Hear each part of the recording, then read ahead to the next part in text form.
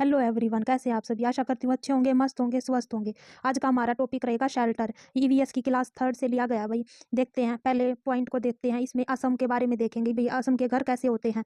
भूपे नाम का लड़का है और वो स्कूल में ऐसे ही बच्चे बैठे हुए होते हैं, तो वो कहता है कि मैं असम के मोलन गाँव से आया हूँ। कहाँ से आया हूँ भाई? मोलन गाँव से आया हूँ। और हमारे यहाँ बहुत ही बारिश होती है, इसलिए हमारे घर जमीन से लगभग 10 से 12 फुट ऊंचे बने होते हैं। इन्हें मजबूत बांस के खंभों पर बनाते हैं। कैसे बनाते हैं भाई? बांस के खंभों पर बनाते हैं।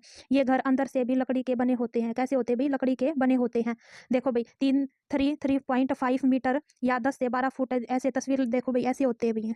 कैसे होते हैं? ऐसे होते हैं और बांस के बने होते हैं और 10 से 12 फुट ऊंचे बने होते हैं। ठीक है।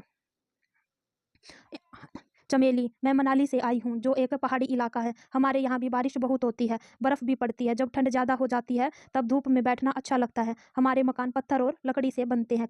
कैसे बनते हैं भाई? पत्थर और लकड़ी से बनते हैं। मिताली और अनुज दिल्ली से आए हैं। उन्होंने सबको दिल्ली की तस्वीरें दिखाई और एक तस्वीर में ऊंची ऊंची इमारतें देखकर भूपेन बोला, अरे इतने ऊंचे मकान, इनमें ऊपर तक कैसे चढ़ते होंगे? दिल्ली के घरों की विशेषता क्या होती है भाई? ये बहुमंजिल मकान होते हैं। कैसे होते हैं भाई? बहुमंजिल मकान होते हैं। राजस्थान के बारे में देखते हैं भाई। राजस्थान के घर कैसे होते हैं? बारिश कम होती है, गर्मी ज्यादा पड़ती है। मिट्टी के घर होते हैं, दीवारें मोटी होती है और दीवारों को मिट्टी से लीप पोत कर बनाया जाता है। और जो छत होती है कटीली झाड़ियों की बनी होती है। कैसी होती है भाई? कटीली झाड़ियों की बनी होती है। अगले चैप्टर को देखते हैं भाई, वाटर।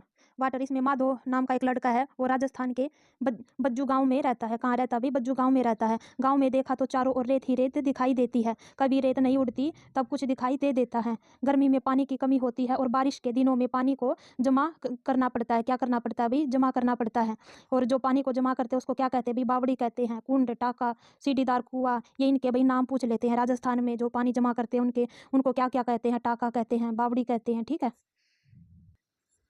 अब हम अगले चैप्टर को देखते हैं भाई, चलो चले स्कूल। इसमें असम के बारे में देखते हैं भाई, कैसे जो बांस से बने पुल। हमारे यहाँ बांस बहुत होती है। कभी कभी तो चारों तरफ घुटनों तक पानी भर जाता है, फिर भी हम स्कूल जाने से नहीं रुकते। एक हाथ में किताब उठाते हैं और दूसरे हाथ में बांस को पकड़ते हैं। हम जल्दी जल्दी बांस व रस्सी से बना पुल पार कर लेते हैं। कैसे करते हैं भाई? बांस व रस्सी से बने पुल से स्कूल को पार करते हैं। कहाँ पर? असम में। दूसरे नंबर पर लद्दाख के बारे में देखते हैं भी, बच्चे कैसे स्कूल में जाते हैं? ट्रॉली से। कैसे जाते हैं भाई? ट्रॉली से। स्कूल पहुंचने के लिए हमें रोज नदी पार करनी होती है, खूब चौड़ी और गहरी नदी। नदी के पार जाती हुई मजबूत लोहे की रस्सी होती है, यह दोनों तरफ से भारी पत्थरों या पेड़ों से कस कर बंधी रहती है। ट्रॉली लकड़ी से बना पुल है। क्या है भाई? ट्रॉली क्या है? एक लकड़ी से बना पुल है। देखो भाई, देखो यहाँ पर बना रखा है पहले ही। क्या कर रखा है? बना रखा है। ऐसे ऐसे बना होता है भाई ट्रॉली। और ये क्या होता है भाई? पत्थर और या पेड़ों से कसकर बांध दिया जाता है। ठीक है। लकड़ी से बना पुल, बना झूला, झूला टाइप का होता है भाई ये। और पुली की मदद से, पुली ये होती है भाई, ये छोटी सी पुली होती है। ये पुली की मदद से इस रस्सी पर सरकती है और हम 4-5 बच्चे एक साथ ट्रॉली में बैठ जाते हैं। कैसे? ट्रॉली में 4-5 बच्चे बैठ जाएंगे और पहुंच जाते हैं नदी के उस पार। क्या करते हैं भाई? पहुंच जाते हैं उस नदी के उस पार। सीमेंट का पुल। सीमेंट का पुल ग्रामीण व शहरी इलाकों में होता है भाई। ईंटों व सीमेंट से बना होता है भाई। कैसे बना होता है? ईंटों व सीमेंट से बना होता है। लोहे के सरियों से बना होता है। लोहे के सरियों से बना होता है। और ग्रामीण व शहरों में। ठीक है। अगले देखते हैं भी, केरल की देखते हैं। केरल में कैसे होते हैं भाई? वल्लम। वल्लम एक छोटी सी नाव होती है लकड़ी की। ठीक है। उसके जरिए बच्चे नदी पार करते हैं। और राजस्थान में ऊंट गाड़ी में बैठकर स्कूल जाते हैं भाई बच्चे। ठीक है। बैलगाड़ी। बैलगाड़ी में समतल इलाकों में, जो गाँव होते हैं ना, वहाँ पर समतल इलाके होते हैं, वहाँ पर बैलगाड़ी का यूज करते हैं। कैसे करते हैं भाई? बैलगाड़ी का यूज। हम बैलगाड़ी पर बैठकर हरे भरे खेतों में से धीरे धीरे निकलते हुए स्कूल पहुंचते हैं। तेज धूप व बारिश हो तो हम अपनी छतरियां खोल लेते हैं। तेज धूप हो या बारिश हो तो वे क्या करते हैं भाई? अपनी छतरियां खोल लेते हैं। बर्फ पर चलते बच्चे। ये नॉर्थ की पहाड़ियों में है भाई। नॉर्थ की पहाड़ियों में बच्चे कैसे स्कूल जाते हैं भाई? बर्फ पर चलते हुए। देखो हम कैसे स्कूल पहुंचते हैं। मीलों फैली बर्फ बर्फ पर चलकर हम हाथ में हाथ डालकर उत्तर की जो पहाड़ियां होती हैं, बर्फ पर पैर जमाते हुए ध्यान से चलते हैं। ताजी बर्फ में पैर धंस भी जाते हैं। क्या होते हैं भाई? ताजी बर्फ होती है तब उनके पैर धंस भी जाते हैं। अगर बर्फ जमी हो तो फिसल भी जाते हैं। देखो भाई कितनी मुश्किलों से बच्चे स्कूल पार करते हैं। ठीक है। उत्तराखंड में देखते हैं भाई, उबड़ खाबड़ पथरीले रास्ते। ये क्या है भाई? पहाड़ी हैं जो रास्तों पर पार करके स्कूल जाते हैं। उबड़ खाबड़ पथरीले रास्तों को पार करके बच्चे उत्तराखंड में स्कूल जाते हैं। एक जुगाड़ी गाड़ी होती है भाई, गुजरात में होती है। उसमें जैसे मोटरसाइकिल के पीछे ट्रॉली बांध दी जाती है ना, वैसी टाइप की होती है ये जुगाड़ी गाड़ी। और कहाँ होती है? गुजरात में। क्लास क्लास 4th का भाई हमने एक चैप्टर कंप्लीट कर लिया है और चैप्टर 2 करेंगे अब क्लास 4th का। एनिमल। जिन जानवरों के कान बाहर नहीं होते उनके कान होते भी हैं या नहीं? वास्तव में इन सभी के कान होते हैं, लेकिन हमें बाहर से दिखाई नहीं देते। क्या होते हैं भाई? कान तो होते हैं लेकिन हमें बाहर दिखाई नहीं देते। पक्षियों के कान दिखते नहीं हैं, लेकिन उनके सिर सिर के दोनों तरफ छोटे-छोटे छेद होते हैं। भई सिर सिर हमारे जैसे कान दिखाई देते हैं ना, उनके कान दिखाई नहीं देते, छोटे-छोटे छेद होते हैं। ये पंखों से ढके होते हैं। इन्हीं छेदों की मदद से जो पक्षी है वो सुनते हैं। जैसे छिपकली हो गई, मगरमच्छ हो गया, ठीक है? जानवरों की खाल पर डिज़ाइन उनके जो शरीर है, शरीर पर बाल होने के कारण होते हैं। ये पूछ लेते भई, जो जानवरों की खाल पर जो डिज़ाइन बना होता है वो किस कारण होता है? शरीर पर बाल होने के कारण होता है। जिन जानवरों के कान बाहर दिखाई देते हैं उनके शरीर पर बाल होते हैं और वे बच्चे देते हैं। जिनके कान बाहर दिखाई देते हैं, जैसे हम मनुष्य हैं, हमारे कान बाहर दिखाई देते हैं तो हम क्या करते हैं भई? बच्चे देते हैं। और जिन जानवरों के कान बाहर दिखाई नहीं देते और शरीर पर जो बाल हैं वो नहीं होते, वे क्या करते हैं भई? अंडे देते हैं। बहुत-बहुत साल पहले धरती पर क्या थे भई? डायनासोर थे, लेकिन अब नहीं है। उनसे मिलता-जुलता जानवर बताइए, ऐसे पूछ लेंगे। हिप्पोपोटामस है भई ये। क्या है? हिप्पोपोटामस। अगला चैप्टर, तीसरा चैप्टर देखते हैं भई क्लास 4th का, नंदू हाथी। एक बड़ा हाथी एक दिन में कितने किलो पत्तियाँ खाता भई? 100 किलोग्राम। कितना खाता भई? 100 किलोग्राम। 100 किलोग्राम से भी ज़्यादा पत्ते और झाड़ियाँ खा लेता है। हाथी बहुत ही कम आराम करता है। क्या करता है भई हाथी? बहुत ही कम आराम करता है। यह एक दिन में केवल 2 से 4 घंटे सोता है। ये ना अच्छे से याद कर लेना कि कितने घंटे सोता है, कितनी पत्ते और झाड़ियाँ खाता है। हाथी को पानी व कीचड़ से खेलना बहुत ही भाता है। इससे उनके शरीर को ठंडक मिलती है। वैसे उनके कान भी पंखे की तरह होते हैं और गर्मी लगने पर वो क्या करते हैं भई? अपने कान हिलाकर हवा करते हैं। 2 से 4 घंटे सोता है भई और 100 किलोग्राम पत्ते और झाड़ियाँ खाता है। ठीक है? हाथी अपने झुंड के साथ रहता है। हाथियों के झुंड में केवल हथनियाँ और उनके बच्चे रहते हैं। झुंड की सबसे बुजुर्ग हथनी ही उनके झुंड की नेता होती है। एक झुंड में 10 से 12 हथनियाँ और उनके बच्चे होते हैं। हाथी 14 से 15 साल तक ही इस झुंड में रहते हैं, फिर वे झुंड छोड़ देते हैं। क्या है भई? 10 से 12 हथनियाँ और उनके बच्चे होते हैं, और जो हाथी है 14-15 साल तक ही इस झुंड में रहते हैं, फिर क्या करते हैं, वे झुंड को छोड़ देते हैं और अकेले रहते हैं। नंदू भी जब 14-15 साल का हो जाएगा तो वह अपना झुंड छोड़ देगा। क्या कर देगा भई? झुंड छोड़ देगा। जो 3 महीने के जो हाथी होते हैं उनका 200 केजी का होता है भई, उनका वज़न क्या होता है भई? 200 केजी का होता है। बगुला बगुला भैंस पर क्यों बैठता है भई? पूछ लेंगे। बगुला भैंस पर बैठकर जो उनके कीट-मकोड़े हैं उनको खाता है।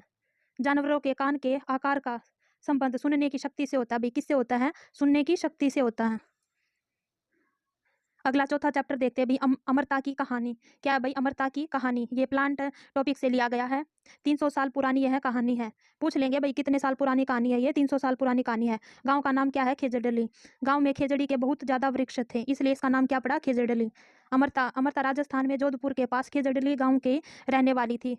खेजड़ी के पेड़ पर कभी कीड़े नहीं लगते। ये पूछ लेंगे भी, खेजड़ी के पेड़ पर कभी कीड़े नहीं लगते। गाँव वालों को बुजुर्ग की कही बातें आज भी याद थी। उनका कहना था कि अगर पेड़ है तो हम हैं। पेड़ और जानवर हमारे बिना रह सकते हैं और हम उनके बिना नहीं रह सकते। क्या है भई? गाँव के बुजुर्ग कहते थे कि जो पेड़ हमारे बिना रह लेंगे, लेकिन जो हम हैं ना, हम उनके बिना नहीं रह सकते।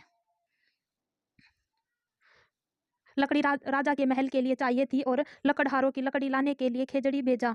लकड़हारों को क्या करने के लिए भेजा भई? लकड़ी लाने के लिए भेजा। और अमरता को पता चला तो वह पेड़ से लिपट कर खड़ी हो गई। खेजड़ी से लिपट कर अमरता को देख कर उनकी जो बेटी थी और गाँव के जो 663 महिलाएं भी पेड़ों से लिपट कर उन अपनी जान दे दी भई। देखो, 363 महिलाएं ऐसी थी जिन्होंने अपनी जान गंवा दी, ठीक है, पेड़ों के लिए। ये कौन सा समुदाय था भई? ये पूछ लेंगे। ये बिश्नोई समुदाय था। अमरता क्या थी? बिश्नोई थी भई ये, ठीक है।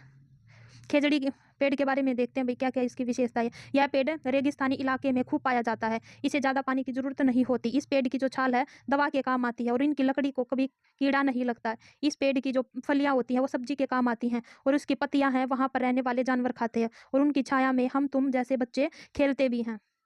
इनके इनके फलों को एक समृद्ध प्रोटीन के रूप में खाया जाता है। ये सारे के सारे पॉइंट हैं भई, ये पूछ लेंगे, ठीक है।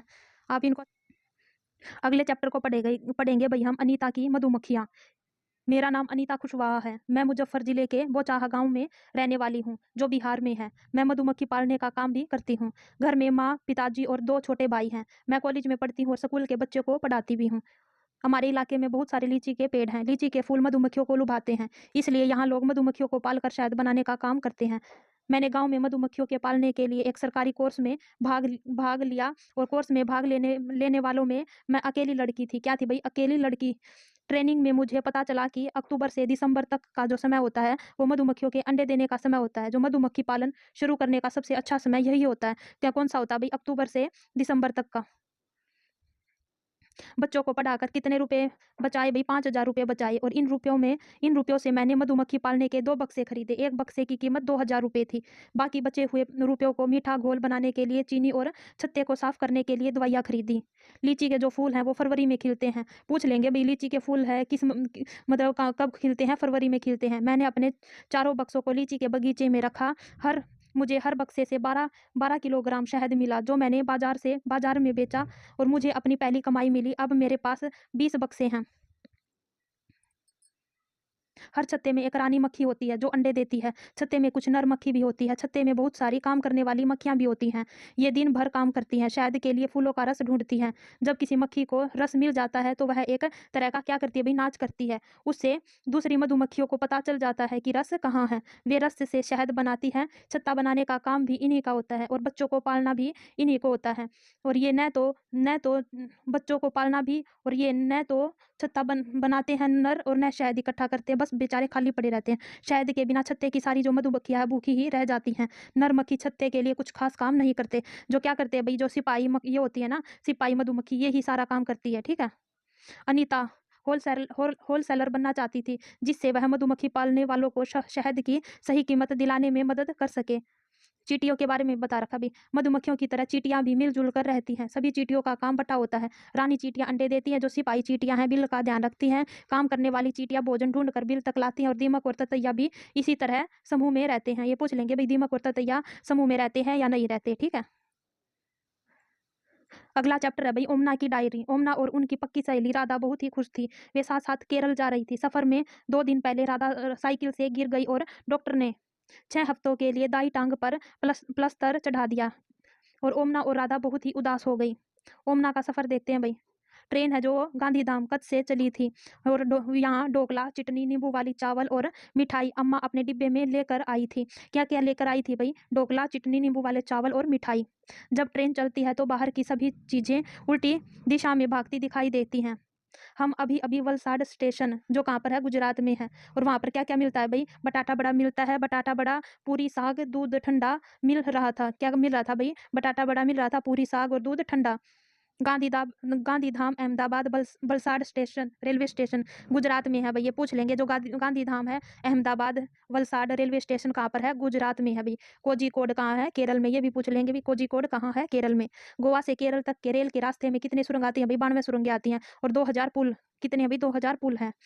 उदीपी स्टेशन कहाँ है? केरल में। यहाँ पर क्या क्या मिलता है? इडली, बड़ा डोसा, चावल की खेती होती है और पहनावा होता है सफ़ेद या करीम रंग की सूती धोती। और मटीला कलर की साड़ियाँ पहनते हैं। मटीला कलर की साड़ियाँ पहनते हैं। भाषा देखते हैं भाई। मलयालम केरल में, कोंकणी गोवा में, मराठी महाराष्ट्र में, गुजराती गुजरात में और कन्नड़ कर्नाटक में। ये सारे के सारे पूछ लेंगे भाई। उदीपी स्टेशन कहाँ है? गोवा से केरल तक कितने रेल के रास्ते में कितनी सुरंगें हैं, कितने पुल हैं? वलसाड स्टेशन कहाँ है भाई? गुजरात में है। और गांधीधाम गुजरात में है।